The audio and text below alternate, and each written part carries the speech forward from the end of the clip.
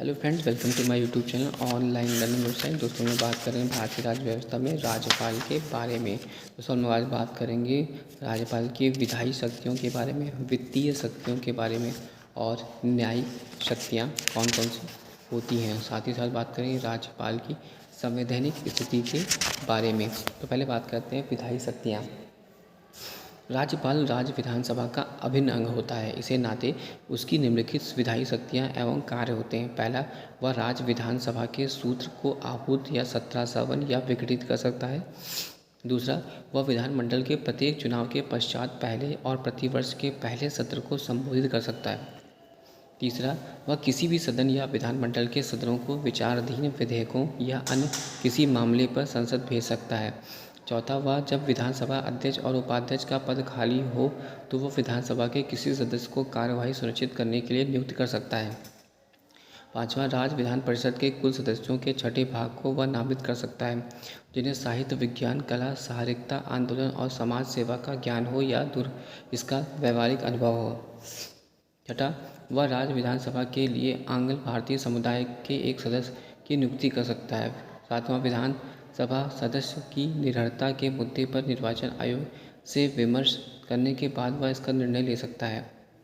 आठवां, राज्य विधानमंडल द्वारा पारित किसी विधेयक को राज्यपाल के पास भेजे जाने पर पहला का आ वह विधेयक को स्वीकार कर सकता है या बा स्वीकृति के लिए उसे रोक सकता है।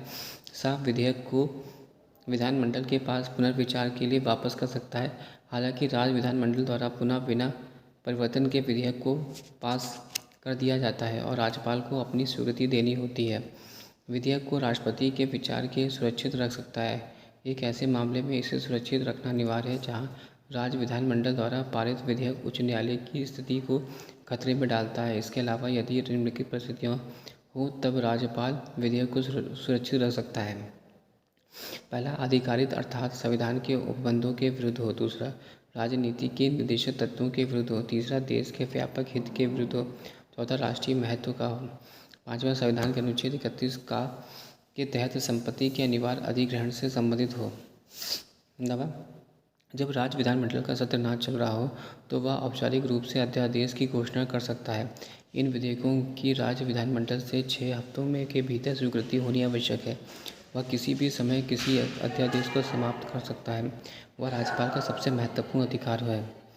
10वां पॉइंट, वह राज्य के लेखों से संबंधित राज्य वित्त आयोग, राज्य लोक सेवा आयोग और नियंत्रक एवं महालेखा परीक्षक की रिपोर्ट को राज्य विधानसभा के सामने प्रस्तुत कर सकता है। अब बात करेंगे वित्तीय शक्तियों के बारे में। राज्यपाल की वित्तीय शक्तियाँ एवं कार्य इस प्रकार से हैं। पहला, वह सुनिश्चित करता है कि वार्षिक वित्तीय विवरण यानी राज्य बजट को राज्य विधानमंडल के सामने रखा जाए। दूसरा, धन विधेयकों को राज्य विधानसभा में उसकी पूर्व सहमति के बाद ही प्रस्तुत किया जा सकता है। तीसरा, बिना उसकी सहमति के किसी तरह के अनुदान की मांग नहीं की जा सकती। चौथा, वह किसी अप्रत्याशित व्यय के वहन के लिए राज्य की आकस्मिकता निधि से अग्रिम ले सकता है। पाँचवां, पंचायतों एवं नगर पालिका की वित्तीय स्थिति की हर 5 वर्ष बाद समीक्षा के लिए वह वित्त आयोग का गठन करता है। अब बात करेंगे न्यायिक शक्तियों के बारे में। राज्य के राज्यपाल को उस विषय संबंधी जिस विषय पर उस राज्य की कार्यपालिका शक्ति का विस्तार है, किसी विधि के विरुद्ध किसी अपराध के लिए सिद्ध दोष ठहराए गए हों, किसी व्यक्ति के दंड को क्षमा, उसका प्रविलंबन, विराम या परिहार करने की अथवा दंडादेश के निलंबित परिहार या लघुकरण की शक्ति होगी। दूसरा, राष्ट्रपति राज्यपाल द्वारा संबंधित राज्य के उच्च न्यायालय के न्यायाधीश की नियुक्ति के मामले में राष्ट्रपति से विचार कर किया जा सकता है। तीसरा, वह राज्य उच्च न्यायालय के साथ विचार कर जिला न्यायाधीशों की नियुक्ति, स्थानांतरण और प्रोन्नति कर सकता है। चौथा, वह राज्य न्यायिक आयोग से जुड़े लोगों की नियुक्ति भी करता है। इन नियुक्तियों में वह उच्च न्यायालय और राज्य लोक सेवा आयोग से विचार करता है।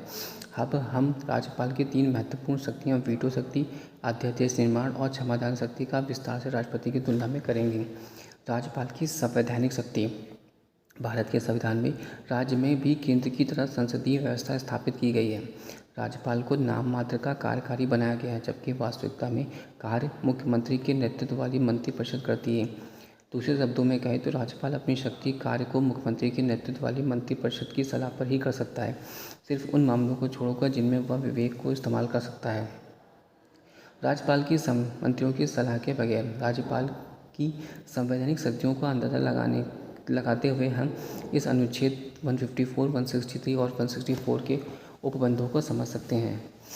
पहला, राज्य की कार्यकारी शक्तियाँ राज्यपाल में निहित होगी। यह संविधान समस्त कार्य सीधे उसके द्वारा या उसके अधीनस्थ अधिकारियों द्वारा संपन्न होंगे। अनुच्छेद 154 अपने विवेकाधिकार वाले कार्यों के अलावा अनुच्छेद 163 अपने कार्यों करने के लिए राज्यपाल को मुख्यमंत्री के नेतृत्व वाली मंत्रिपरिषद से सलाह लेनी होगी। 7, राज्य मंत्रिपरिषद को विधानमंडल के प्रति सामूहिक जिम्मेदारी होगी। अनुच्छेद 164 यह उपबंध राज्य में राज्यपाल की संवैधानिक बुनियाद के रूप में है।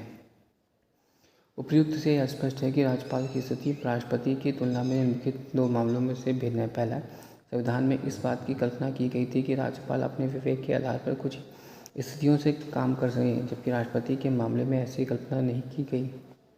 दूसरा, 42वें संविधान संशोधन 1976 के बाद राष्ट्रपति के लिए मंत्रियों की सलाह की बाध्यता तय की गई थी, जबकि राज्यपाल के संबंध में इस तरह की कोई उपबंध नहीं है। संविधान में स्पष्ट किया गया है कि यदि राज्यपाल के विवेकाधिकार पर कोई प्रश्न उठे तो राज्यपाल का निर्णय अंतिम एवं वैध होगा। इस संबंध में इस अधिकार का प्रश्न नहीं उठाया जा सकता कि उसे विवेकानुसार निर्णय लेने का अधिकार था या नहीं। राज्यपाल के संवैधानिक विवेकाधिकार निम्नलिखित मामलों में है। पहला, राष्ट्रपति के विचारात किसी विधेयक को आरक्षित करना, राज्य में राष्ट्रपति शासन की सिफारिश करना, पड़ोसी केंद्र शासित राज्य में बतौर प्रशासक के रूप में कार्य करते समय। चौथा, असम, मेघालय, त्रिपुरा और मिजोरम के राज्यपाल द्वारा खनिज उत्खनन की रॉयल्टी के रूप में जन याचिका जिला परिषद को देय राशि का निर्धारण। पाँचवां, राज्य के विधान परिषद एवं प्रशासनिक मामलों में मुख्यमंत्री से जानकारी प्राप्त करना। उपर्युक्त संवैधानिक विवेकाधिकारों के अतिरिक्त राज्यपाल उपराष्ट्रपति की तरह परिस्थितिजन्य निर्णय ले सकता है। यह सब निम्नलिखित मामलों में सम्मिलित है। पहला, विधानसभा चुनाव में किसी दल को पूर्ण बहुमत न मिलने की स्थिति में या कार्यकाल के दौरान अचानक मुख्यमंत्री का निधन हो जाने पर उसके निश्चित उत्तराधिकारी न होने पर मुख्यमंत्री की नियुक्ति के मामले में। दूसरा, राज्य विधानसभा में विश्वास मत हासिल न कर पाने पर मंत्रिपरिषद की बर्खास्तगी के मामले में। तीसरा, मंत्रिपरिषद के अल्पमत में आने पर राज्य विधानसभा को विघटित करना। इसके अतिरिक्त कुछ विशेष मामलों में राष्ट्रपति के निर्देश पर राज्यपाल के विशेष उत्तरदायित्व होते हैं। ऐसे मामलों में राज्यपाल मुख्यमंत्री के नेतृत्व वाली मंत्रिपरिषद में से परामर्श लेता है और अपने स्वाविवेक से निर्णय लेता है। यह इस प्रकार से: पहला, महाराष्ट्र, विदर्भ एवं मराठावाड़ा के लिए पृथक विकास बोर्ड की स्थापना। दूसरा, गुजरात, सौराष्ट्र और कच्छ के लिए पृथक विकास बोर्ड की स्थापना। तीसरा, नागालैंड द्वेषनाशक नागा पहाड़ियों पर आंतरिक विघ्नों के चलते कानून एवं व्यवस्था के संबंध में।